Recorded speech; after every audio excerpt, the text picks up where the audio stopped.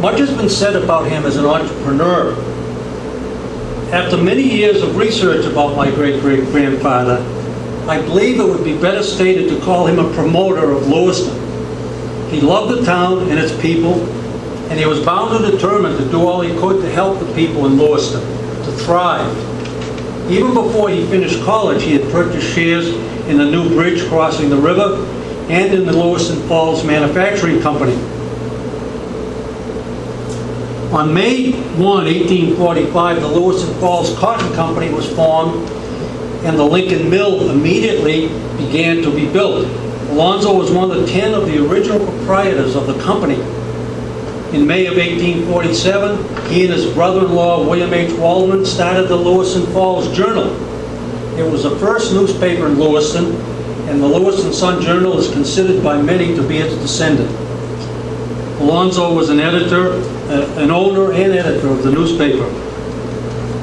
On July 30th, 1849, he and Josiah Little became the incorporators of the Lewiston Falls Village Corporation, formed as a fire company for the towns of Lewiston, Auburn, and Danville. Later in the year, 2 horse-drawn fire engines were purchased, and since no firehouse had been completed, 1 fire engine was stored in Dr. Garcelon's stables. 7 years later, in 1856, he became an incorporator of the Auburn Village Corporation, which was formed to fight fires in Auburn and Danville. Another of his concerns was the need of streets and highways to accommodate the growing population. He fought hard for the construction of streets. This and his love for civil engineering probably was what prompted him to organize a road construction company with Ebenezer Ham. He was involved with and gave money to many projects in the area, and he was the president and director. In 1848, he was the president and director of the Androscoggin Railroad Company. He was an incorporator, director, and superintendent of construction of the Lewiston and Auburn Railroad, and he was also a director of the Lewiston and Augusta Railroad. Just press menu again.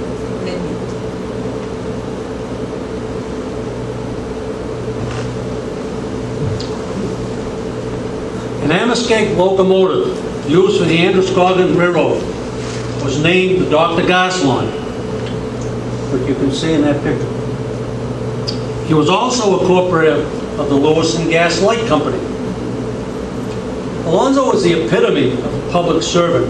He lived in a day not too dissimilar to today, when politicians claimed to be public servants, but the behavior said otherwise. Alonzo was involved in politics, but was very tortured by it. He changed his party from Whig to Democrat to Republican, but always seemed to be at odds with the leaders in the parties.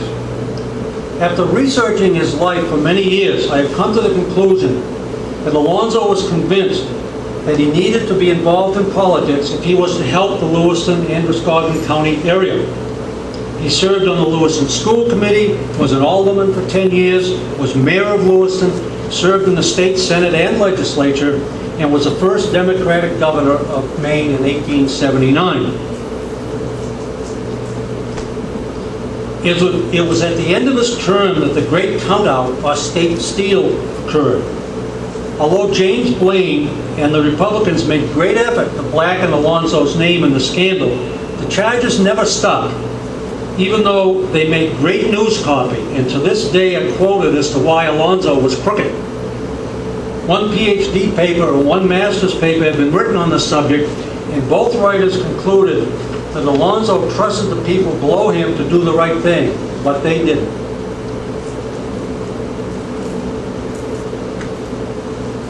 In December of 1905, when Alonzo was 92 years old, the Boston Post ran an article about him titled "The Grand Old Man of Maine." This article covered about 1/3 of a page and gave a history of Alonzo's life, including his service as Surgeon General and Governor. At the same time, several Maine newspapers, including the Lewiston Journal, also called him the Grand Old Man of Maine. Alonzo died in his sleep on December 8, 1906 in Medford, Massachusetts at the home of his daughter Edith. He was 93 years old.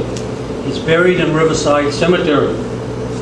When President Hyde of Bowdoin College gave Alonzo's eulogy, he ended by saying he loved Bates College partly because it was a Lewiston institution, and everything that could help Lewiston was dear to him. He loved it because he had worked and sacrificed for it, and because he realized as only men who had been intimately connected with it could realize its worth and its value to his own community and his state. While Dr. Hyde was relating Alonzo's love of Bates College, he also said of him, everything that could help Lewiston was dear to him. And so I give you Alonzo Garcelon, the grand old man of Maine.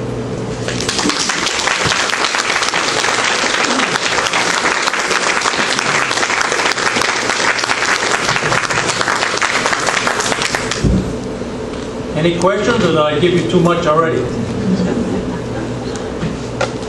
Yes, Annette. What do you know about his wife? She would have had to have been a strong woman behind you. Well, Anne Augusta was of the famous Walden family, who her predecessors were famous for getting involved in Indian fighting in New Hampshire and the northern part of Massachusetts.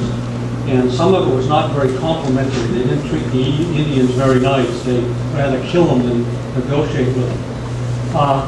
She was of that family. She was a very strong woman, but she died before the Civil War. I think it was 1854.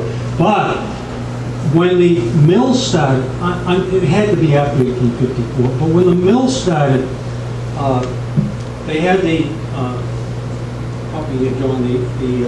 Irish, what do you call it? The Irish community in Lewiston. Patches? The Irish patches, and also the French. And two of the Irish patches got basically closed down by the selectmen.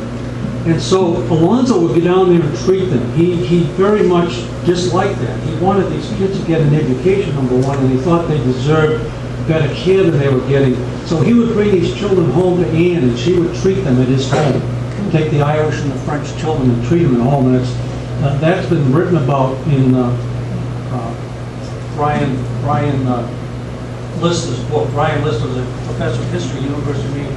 Wrote his PhD on Alonzo Garcelon. It's a 300 and some odd pages. There's a copy at the Androscoggin Historical Society, and in there he tells about how Anne Augusta, she had to be a very strong woman. One of the things that was said about Alonzo was he was a gentle, kind person, but he was obstinate.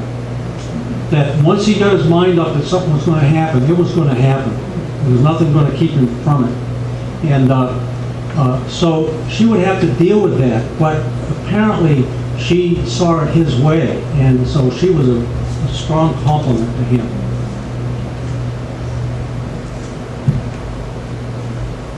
Where were you able to find the written records, the old letters? Well, there's hundreds of those letters. It's an interesting story. Alonzo's son, Charles Augustus, served in the 16th Maine. He was in the 16th Maine and served in the Civil War. He was at the Battle of Gettysburg, and he wrote a letter on July 4th, 1863, that says, in the field outside Gettysburg. He went on to become a captain and mustered out of the 16th Maine the very same day, mustered into the regular army, and never mustered out of the army until 1866. But he took on carrying forward the history of the family. And he later became quite wealthy. He became the general manager of the Pullman Palace Car Company when it was the largest industrial corporation in the world. And he became the general manager. And so he was in Chicago. He preserved the family history. If you get down to Garcelon Cemetery, you would see his stone and Alonzo's side by side. Well, he built a big mansion on Keysel Lake in Ludlow, which is selling now for $4.5 million. But in his estate when he died, there was a huge box full of papers. My parents went to auction off the place. They couldn't afford it, and they went to auction off the place. My brothers found these boxes, and in it were Garcelon family letters and pictures and so on and so forth. And so and there's others with other members of the family, but the biggest group of letters was there with them. And one of my brothers came to me one day and says, "You're the family historian," and here they are, and he gave them to me. And so it's grown from there. Great. Yes, Russ? What can you tell us about the term of Governor? Well, Doug could help me out on this. Doug's more of an expert on political science, but my understanding was that the voting by the people didn't put, there was nobody that got a majority, and so it went to the legislature. Now, Alonzo, even though he's a terrible politician, he was extremely well-liked. I suppose he irritated people when he went there and wanted to vote something for the Lewiston Auburn area, but I don't think, you know, he was very much liked. So when the legislature had to vote between the three men who had been elected, they put Alonzo in, even though I think he got the least of any of the votes. The other two men got more votes, and each individually got more votes than Alonzo, but he was put in. What happened was that he had changed from the Republican Party to the Democratic Party. And so, even though he and James Blaine had been like this in terms of, as far as being able to talk to each other, what James Blaine didn't like is Alonzo had so-called changed his politics. And so Blaine did his darndest to, when they had the election for the next governor, some of the council members started playing games saying signatures weren't right, who they voted for, so they started counting out these votes. Well, Alonzo was still traveling back and forth between Augusta and Lewiston on the train, and he was still practicing as a doctor. I suppose in those days, being governor wasn't a full-time job, I don't know, but in any event, he was spending as much time in Lewiston as he was in Augusta. So these guys got away with this thing. Well, then the Republicans put up a fight, and interestingly enough, Blaine got a bunch of guys to go up to Bangor to the arsenal and bring some guns down, and they were going to take over the Capitol. Well, Alonzo talked with his friend Joshua Chamberlain. They were very good friends. Bear in mind that Alonzo had appointed all the regimental surgeons to all the regiments, the Maine regiments in the Civil War. So he had appointed not only the surgeon, but the assistant surgeon to the 20th Maine, okay? He was the one that gave them the surgeon. So he had graduated from Bowdoin. And so he and Joshua were very good friends. So he asked Joshua to come up because Joshua was in charge of the militia. And the story goes that Joshua was standing he stood up there to challenge these men who brought the guns and were going to take over the Capitol, and said something to the effect, you know, "Here I am, go ahead and shoot me." And somebody stepped up and said, "We can't do that to Joshua Chamberlain," because of course by now he's famous for his battle at Little Round Top. But Joshua also went to Alonzo and said, "Submit it to the Supreme Court." And Alonzo did, but not much came out of it. But finally the court ruled that how it should be, and Alonzo accepted that and went on from there. But he was an obstinate old man, and he was not a politician. I mean, as a senator and in the legislature and as a governor, if you read his record, he did a lot of great things for the area. But doesn't seem like he sought any glory for it.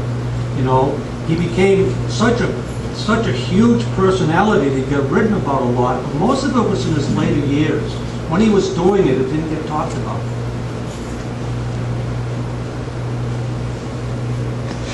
Anyone else? Yes? Did Alonzo have any connection with the formation of Androscoggin County, taking it out of the other? Yes, he did. William Fry was the one that wanted to do it, so Alonzo took the petition to the state. And in some writings, he is called the father of Androscoggin County. And the anecdotal history of it is that they were trying to vote for the Shire town, the county seat. And I think it went through 2 or 3 votes.